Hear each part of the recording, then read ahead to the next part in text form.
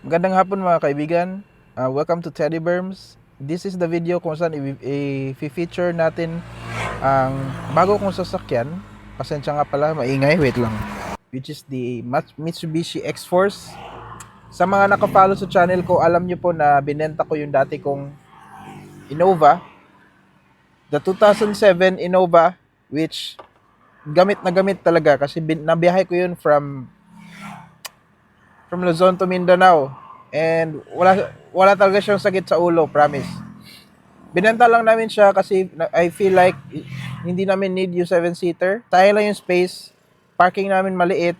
Mahirap din siya i-park, lalo na kung pumupunta kami sa mga makipot na lugar. So ito ang interior mga kaibigan ng ating X-Force. Una, ang gagawin ko muna is tingnan muna natin ang labas. So magsa-start ako sa makina. Yung exterior niya, yung trunk, yung second row, tsaka tayo magpa first row. Okay? Tara, let's go. Yan. So, ang engine natin ay hindi na talaga siya nalinisan. So, ever since, yan o. Ito pong engine niya is very, para sa akin, fuel efficient. Magpa-flash ako sa screen kung ano ang pinakamataas ko na fuel efficiency na nakuha. I think it's around 22.9 kilometers per liter. Ito mga kaibigan ay similar siya sa Mitsubishi Expander. Ang difference lang niya is ang Mitsubishi Expander naka 4-speed automatic.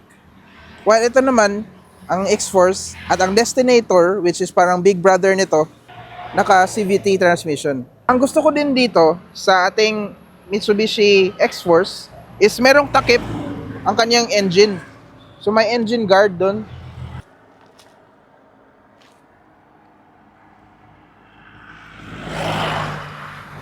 Yan. So, that's it. Hindi ako masyadong magaling sa technical na parts, mga aspects sa engine. Pero pwede nyo naman i-research. Marami pong reviewer ang nagbigay niyan. Pero as an owner, para sa akin, ang usually sa mga problema daw sa mga owner nito is ang kanyang power. Kulang daw, underpowered. Para sa akin, hindi. Kasi 1.5 liter, tapos 5-seater siya na car. So para sa akin, powerful siya. Enough talaga siya. Yeah. Enough na enough. In my experience, mas nalalakasan pa nga ako dito compared doon sa 2.0 ko na gasoline na Innova dati. Yeah.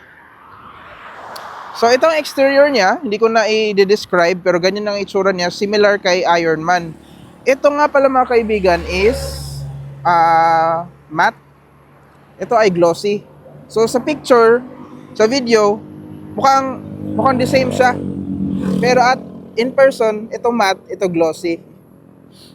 Tapos mga kaibigan, ang grills niya, ang gusto ko dito sa grills is malalaki yung butas. So that means na maraming hangin ang makakapasok sa sasakyan. This is nice. I really like it. Ang ilaw nga pala niya mga kaibigan, lahat ng ilaw, turn signal, high beam, low beam, park light, ay kahit nga fog light, ito fog light niya. Oh. Dito naman tayo sa gulong mga kaibigan. Ang gulong nito is 18-inch. Ang kanyang size, if I can find the size, 225/50 R18.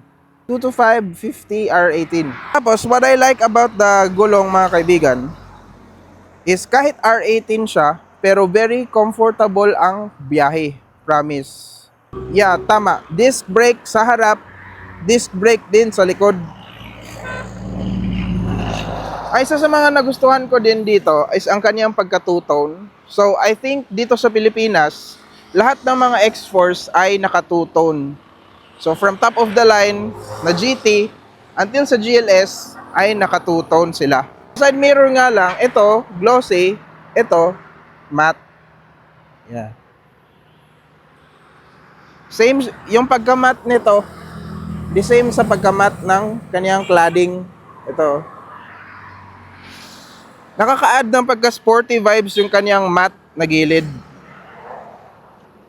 Ang gusto ko din dito mga kaibigan, nilagyan nila ng cladding yung gilid. Protection yan sa pag open or sa mga light na bangga. Yeah. So protection yan sa mga light na scratch, light na bangga, para hindi siya didiretso sa mismong body. Sa ibabaw nga pala, yun lang naman yung ibabaw, naka-shark's fin ang kanyang antena, which is nakakadagdag sa kanyang forma. I like it. May malaking, dito sa likod, may malaking tail light dito sa taas. Tapos ito naman ang kanyang likod. Similar sa harap, which is parang si Iron Man.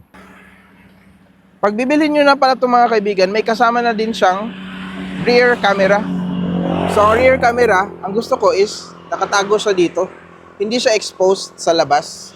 Which means na mas less ang chance niya mabilad sa init. So kung i-open natin ang likod niya, ganyan po siya. Oh, nga pala, hindi ko ma-mention. Ito nga pala ay hindi umiilaw. Nagre-reflect lang yan. So nakakadagdag pa rin siya sa forma. Yan oh. Ganda. Ganda tignan. So itong X-Force, lahat ng X-Force may libre na tonneau cover. So ang tonneau cover, pwede mo siyang tanggalin, pwede mo din siyang i-fold.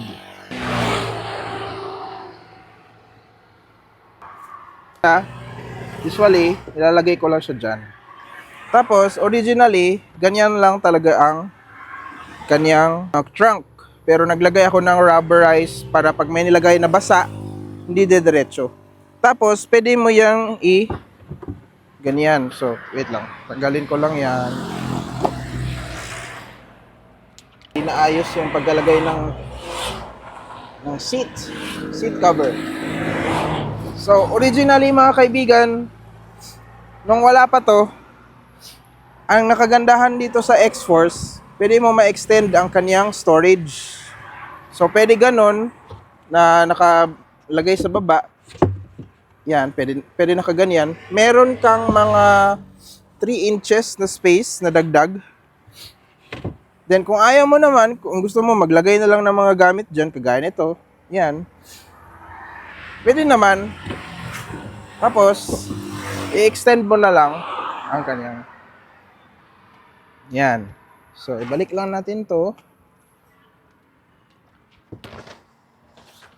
Ang gilid naman, meron ka ding pockets dyan. Yan. Decent na din yung size ng pockets. Yan. Tapos, meron ka ding ganito. I like the X-Force kasi may mga ganyan siya. Pwede mo yan gamitin sa mga tali. Yung gilid din, yan. Pwede mo gamitin sa mga tali. Kung may itatali ka, tapos ayaw mong gumalaw-galaw. May gusto kong ilagay na net. Tapos meron din siyang sabitan dyan. Yan. Dito tayo sa second row. Ito po ang second row, mga kaibigan. So, sa second row, ito nga palang variant na to is just the GLS variant. Ayoko nung GT kasi aside sa namamahalan ako, hindi ko naman need yung mga features na nandun. Ang features na difference is meron siyang ADAS, driver assist system, and naka leather seat din. So, okay na. Ingay. Okay din naman ang mga features ng GT, pero para sa akin enough na yung GLS. So, plastic ang kanyang gilid. Naka-chrome din ang niya. Ito, leather, pero parang nakapatong lang siya sa plastic din. Pero at least, di ba, leather. Dagdag din. Piano black. So, tignan mo. Takaw na siya sa fingerprint. Tapos, meron ka din dyan mga bottle holder. Storage, yan. Tapos, Yamaha na speaker. Ang second row nga pala, mga kaibigan, hindi mo siya pwedeng, wait lang. Ang second row nga pala, mga kaibigan, hindi mo siya pwedeng i-forward and backwards. Hindi siya naka-railing. So, ang pwede lang dito is, yan, mare-recline mo siya. Yan. So I am 5'6" and ang space niya itong driver seat is nakaset na siya sa sitting position ko and ito po ang space. So ang space niya ay ganyan. Yan. Pwede na din. Like half a ruler. Yan, half a ruler. Not bad. Not bad at all. Yan o. Pwede ko pang i-stretch yung legs ko. Yan. Pwede ko pa siya i-stretch. Kasi ang kaniyang ang ilalim is malalim. So ang head, yan, ang space ng head ko parang similar lang din dito, half a ruler. Tapos dito merong vent ng aircon. Wee! I like it. Ang gusto ko din dito sa second row, meron kasing cherry, pero maganda to kung wala. Pero nilagyan ko lang. Is pwede kang maglagay dyan ng wallet, ng phone. Yan o. May pocket siya dyan. Meron ding pocket dito. Yan o. So ang pagka-deep niya is, halimbawa ito yung off lotion. Yan. Diba? Oh, I forgot. Bago ko makalimutan. Meron din palang center console to. So ang gagawin mo lang is hilain mo to. Tapos, ida-down mo siya. Yan. So, meron ka ng dalawang cup holders or bottle holders. Tapos, magiging accessible pa yung likod. Hindi mo na need. Ang init. Dapat in-on ko yung car. Woo! Ang init. So, magiging accessible na din ang likod. Hindi mo na need na mag-stop ng car or tumayo para kumuha ng gamit. So, I love it. Dito naman tayo sa harap. Pero before ako umalis, meron pa ba ako nakalimutan? Ang isa sa mga nagustuhan ko dito, mga kaibigan, is ang kanyang ride feel. Nakatry kasi akong makasakay na dito sa likod. And I can say na hindi talaga siya matagtag. Yeah. Hindi siya matagtag. Para kang nasa alon. Oo, parang makaka-feel ka ng lubak, pero come on, nakasakay ka kasi sa car, hindi ka naman nakasakay sa spaceship. Pero hindi siya matagtag, hindi siya kagaya sa ibang mga sasakyan na nasakyan ko na parang tagdag, aalog pati yung brain mo. Oh, I forgot to mention mga kaibigan, meron nga din palang itong hook. So kung meron kang polo, kung meron kang gustong isabit, pwede dyan, hawakan ka din. Wow! Yung iba, ayaw sa ganitong lock. Pero sa totoo lang, I don't mind. Yung mga car na nasakyan ko nung bata pa ako from grade school, mga early 2000s, 90s, mga ganun, is mga ganyan. So, seeing a car na may ganito, come on, I don't mind. Isa sa mga gusto ko lang i-highlight ay ito. So, over time, hopefully, itong quality ng pagka-chrome niya is hindi mag-fade. Alam ko kasi ito yung mga unang mag-fade eh. Parang magsisimula na siyang mag-black, yung gilid, yung ito, yung mga yan. Lalo na kung palaging yan, dyan pa naman humahawak. Yeah. So, over time, mag-fade siya. Okay, so lipat na tayo sa harap. Malangis-langis na ang inyong vlogger. Nga pala, gusto ko lang sabihin sa inyo, sa mga naka-follow kay Teddy Berms, nag-start na ako ng bagong channel. And doon na ako mas active. So dito magpo-post pa rin ako siguro mga twice sa isang buwan na lang. Pero doon sa kabilang channel, almost everyday ako nagpo-post ng video. So ang channel ko is RLTV and yung mga videos ko doon is food vlogs. So if you wanna watch videos about food vlogs or if gusto niyo lang ako mapanood doon, if you like the kind of personality, follow me over there. Let's go. Dito naman tayo sa front row mga kaibigan. Sa front row, similar lang din sa likod. Yan, plastic. Ito ay leather, pero nakapatong lang din siya sa plastic, pero at least leather, di ba? Parang premium pa rin. Ang inyong ang ingay ng ano na. Hindi ko alam kung naririnig ninyo.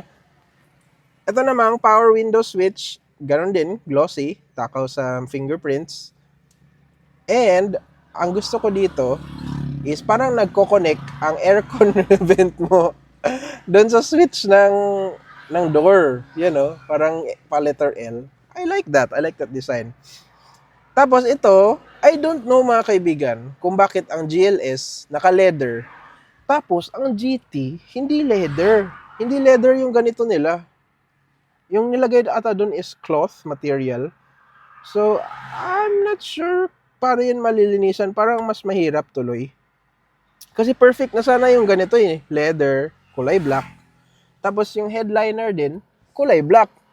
Hindi dumihin. Ayan Pati nga din to kulay black. Tignan nyo ang kanyang sun visor. May ilaw pa yan.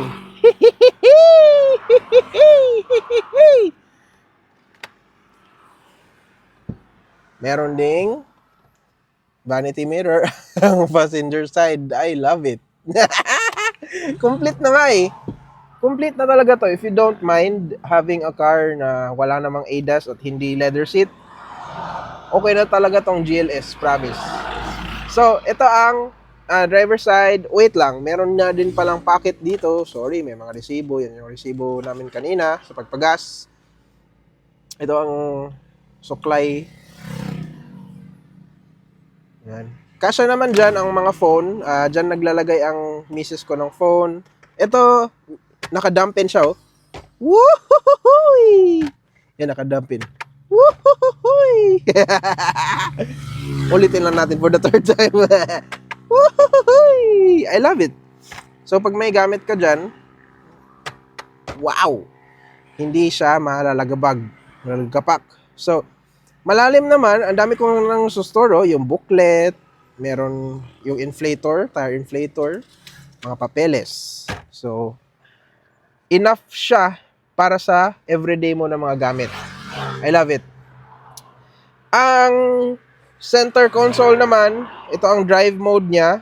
Pero before that, isa-start ko muna siya guys. So, apakan ko yung brakes and then let's go. So, maandar na siya. Ganyan siya umandar Wow! Papakita sa inyo ang sasakyan nyo. So, i-up lang natin to. Up lang natin. Ang natakbo na niya, nakuha ko to noong February. Natakbo na niya ay 4,000. So far, nakapa-change oil na ako ng isang beses nung nag 1,000 kilometers siya. And next na change oil nito is pag nag-hit na siya ng 6 months or 10,000. And then, ito ang kanyang cluster gauge. Marami ka actually magagawa dito mga kaibigan. Itong left, coolant level. Ito namang sa baba is the RPM gauge. Yan, pwede mo siya bago-baguhin. Pwede ganyan, kung ilan na lang kilometers ang natira sa gas mo. Pwede din yan, navigation. Pwede din yan, yung music, Android Auto. Pwede din yan yung mga... Pwede din to. So, pwede mong paglaro-laruan ang mga options dito. So, madali lang naman siyang ma-learn kasi ito ang pinakaunang car ko na modelo. Talagang bago. Almost lahat ng mga naging car ko, at least ako yung kapatid ko kasi nakailang sasakyan na siya na brand new. Yung mga car ko kasi palagi is mga second hand and medyo mga luma na ba. So ito yung pinakaunang sasakyan ko na bago talaga. So as a first timer na trentahin na, hindi nakaka-overwhelm ang mga features ni X-Force. Kahit nga ito madali lang siyang ma-understand. Basta mahilig ka lang mag-learn. Mayroon namang manual And sa totoo lang, kung babasahin niyo ang manual, hindi kaya abutin ng 2 oras. Madali lang talaga siyang ma-learn. May lock. Yan. Tapos, pwede mong i-fold ang side mirrors. Woohoo! Yan fold. Tapos, pwede mo ding i-adjust ang ang mirrors mo. So, pipili ka lang kung aling window i-adjust mo. Yan. So, hindi ko na i-adjust kasi perfect na yan sa akin Meron ka ding controls dito sa mga window. Yan. Tapos, kung ayaw mo namang may makulit na bata na maggalaw-galaw ng power windows sa likod or sa tabi, pwede mo lang yan i-lock. Ganun lang din, meron kang storage dito para sa tubig or kung ano man gusto mong store. So ako meron akong ganito, dehumidifier. Malapit na nga itong mapuno eh. Yan. Dehumidifier para mawala ang mga moisture dito sa sasakyan, which may cause na mag-mold. So sa mga nagpa-plan nga palang bumili ng X-Force, I really recommend na bumili ka ng dehumidifier. Bakit? Pag nagka-moisture kasi yung sasakyan nyo, may chance na mangalawang ang mga speakers nyo. Yan. So ang speakers nyo pa naman ng X-Force, yung Yamaha speakers natin is made of metal. Marami na akong nakitang nag-post ng mga X-Force owner na wala pa ng 1 year ang car nila at kinalawang na ang kanilang speaker. So, I really recommend na bumili kayo ng dehumidifier. Ang ginagawa kasi ng dehumidifier, sinisip-sip niya ang any moisture in an area kung saan siya nakalagay. So, itong cabin space ng X-Force is enough for one dehumidifier. So, pwede ako maglagay ng link kung ayaw nyo nang mag-search. Kung gusto nyo na lang diretso na bumili. So, anyway, naglagay din ako ng DDPI na camera. Sa aircon naman, madali lang din siyang ma-learn. So, may aircon ka dito sa gitna. Yan. May aircon ka din doon. May aircon ka din dito. And I really love that. I really love it. Hindi lahat ng 5-seaters may aircon sa likod. Tapos, ang ayaw ko lang dito mga kaibigan, is masyadong malapit ang distance ng drive stick shift. Tawag nito. Ito. Basta shifter. Masyadong malapit ang distance ng shifter sa center na console or dito center pocket. To the point na pag nakapark siya at kinatry kong kunin ang phone, palaging tumatama ang knuckles ko dito sa mga button sa aircon. Yan. So, kailangan mo magdahan-dahan. Makaka-relate yung may X-Force owner, promise. Sa video, hindi siya masyadong grabe. Pero, yan, to be honest, it's really close. It's like 4 inches siguro. 4 or 3 inches, mga... Yeah, so, that's one of my concerns. And another concern din, hindi naman siya concern, pero isa sa mga features that I wish na meron ang X-Force. I really wish, mga kaibigan, na ang kanyang controls dito ay may mute. Kasi marami ng times na nagpapa-music ako, tapos nakikinig kami ng music, tapos may kausap yung misis ko sa phone. I really wish na pwede ko siya ma-mute. So, ang ginagawa ko kasi is kailangan ko bang pindutin ang button dito. Yan. So, come on guys. Alis na tayo. So, I want to show you a quick drive ng X-Force. Hopefully, maririnig nyo ko. Yan, naka-seatbelt tayo. Hopefully, maririnig nyo ko na maayos. I think this video has been long enough already. So, mag-shift na ako sa drive. Yan. So, naka-drive na siya. Yan. And then, pipindutin ko ang... Oh, mayroon nga din pala itong auto brake, auto hold. Yan o. Wow. I love that. Pero hindi ko siya masyadong ginagamit kasi hindi naman traffic dito sa Mindanao eh. But at least sa lugar ko, Butuan City. So, ang feel ng kanyang andar is tahimik. Yeah, ang narinig mo lang ay mga gulong. I love it. Sa totoo lang mga kaibigan, maraming ayaw mag-drive ng CVT. Kasi rubber band effect daw, yung parang scooter daw. Man, shut up. To be honest, this is one of the best inventions para sa akin. I love driving a CVT. Masasabi ko, para sa akin, sa driving style ko na chill-chill lang, takbong pogi lang, masasabi ko talaga na ang pag-drive ng CVT is for me. I love it. Tapos kung gusto mo naman mag-overtake, meron siyang drive mode. Meron siyang sport mode. Meron siyang sport mode. So, next na lang yan na video natin i-highlight ang sport mode, yung ibang mga mode niya, yung wet mode, gravel mode. Meron pang mud mode. Wet mode, gravel mode. Yung Destinator nga may tarmac mode pa. Ang alam ko mga kaibigan, Ang cabin ng X-Force at ni ito to, mismong dinadrive natin.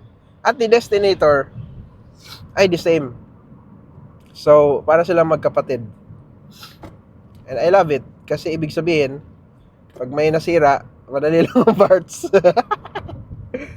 Madali lang ang parts. Let's go! Sorry guys, I have a cold. So, medyo weird ang aking voice. I really love driving here. Ang sarap i-drive. Sa wind noise naman, to be honest, mas worse pa yung... wala kasi akong ibang comparison eh. Yung comparison ko kasi yung 2007 ko na Innova eh. Which, to be honest, is parang tunog lata yun. Come on, 2007 pa kasi yun eh. Pero ito, okay naman siya. Hindi siya tunog lata. May mga ibang sasakyan na ka-level nito. Ka-level ni ni X-Force. Sa mga ibang brands ha. Pero hindi ko nababanggitin ang model. Sabi nila tunog lata daw. Tapos rinig daw yung hangin sa labas. Ito hindi naman eh. Normal lang yung naririnig ko, which is yung gulong. Alam nga naman wala ka nang marinig na gulong. Hindi ibig sabihin nun, wala ka ng gulong. Yeah.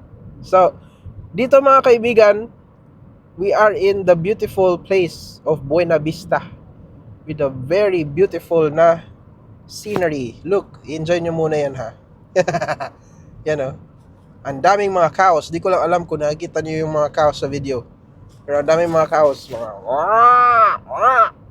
So, driving the X-Force has been a joy talaga. Gamit na gamit ko to sa negosyo.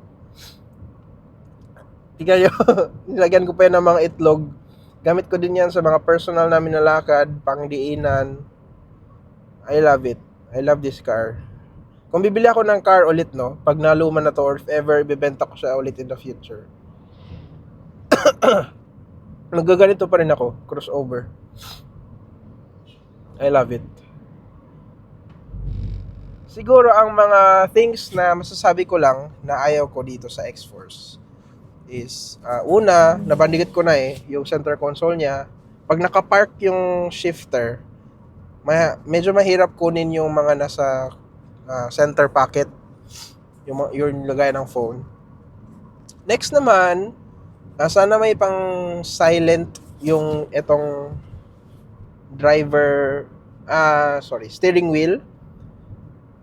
So ang ginagawa ko lang is nilo-lower ko na lang yung volume. So ginaganon ko na lang hanggang sa mag-lower yung volume. Next, I think yung spare tire niya, yung spare tire kasi nito is donut tire lang. So I hope na sana hindi na lang sila nagtipid sa part na yan. I understand na isang way din yun para tumipid yung car. Pero come on. Sana binigyan na lang kami ng real size na gulong.